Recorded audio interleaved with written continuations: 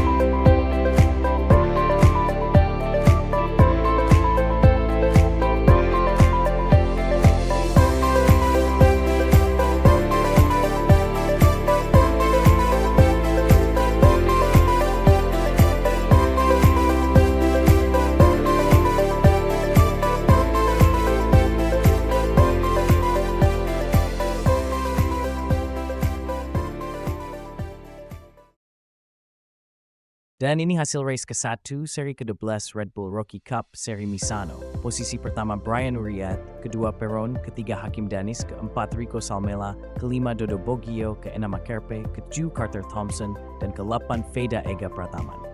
Seri kedua Red Bull Rookies Cup di sirkuit Misano menjadi saksi persaingan ketat para pembalap untuk merebut gelar juara. Veda Ega tampil luar biasa, berani bersaing di barisan terdepan, bahkan sempat memimpin balapan pada sisa 8 dan 6 lap. Di race kedua ini, Veda tampil dengan gaya yang berbeda dari race pertama, menunjukkan keberanian dalam menyerang dan bertahan. Sejak lap pertama hingga lap kedua, Veda terlibat dalam aksi saling overtake dengan Carpe, dan pada lap keempat, ia berhasil melakukan manuver luar biasa dari sisi dalam. Pada 11 lap tersisa, Veda bertarung ketat di posisi ketiga dan keempat, lalu merangsek ke posisi 2 saat 9 lap tersisa. Tak lama kemudian, ia berhasil memimpin balapan. Saat balapan menyisakan 7 lap, Veda turun ke posisi ketiga, namun segera kembali memimpin lomba. Meski begitu, pada 4 lap terakhir, Veda mengalami penurunan hingga posisi kelima, tetapi berjuang kembali hingga finish di posisi keempat. Melihat jalannya balapan, tampak jelas bahwa Veda sudah memahami karakter sirkuit Misano, sehingga mampu menunjukkan performa terbaiknya dari segi serangan dan pertahanan. Semoga di musim 2025, Veda mampu bersaing untuk podium sepanjang seri Red Bull Rookies Cup. Dan berikut adalah cuplikan aksi-aksi Veda Pratama di race kedua seri ke-16 Misano.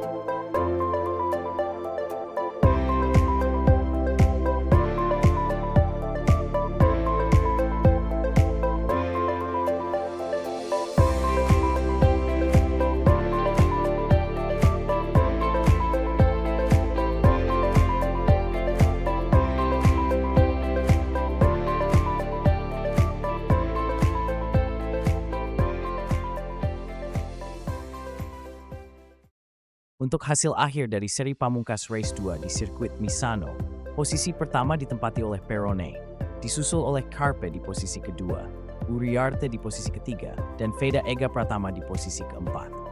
Melihat hasil ini, Harapannya besar bagi Veda Ega Pratama untuk bersaing memperebutkan podium di musim RBRC 2025. Performa yang ia tunjukkan di musim pertamanya sudah sangat luar biasa, mengingat ia belum memiliki pengalaman di sirkuit-sirkuit Eropa dan harus beradaptasi dengan motor yang memiliki karakteristik berbeda.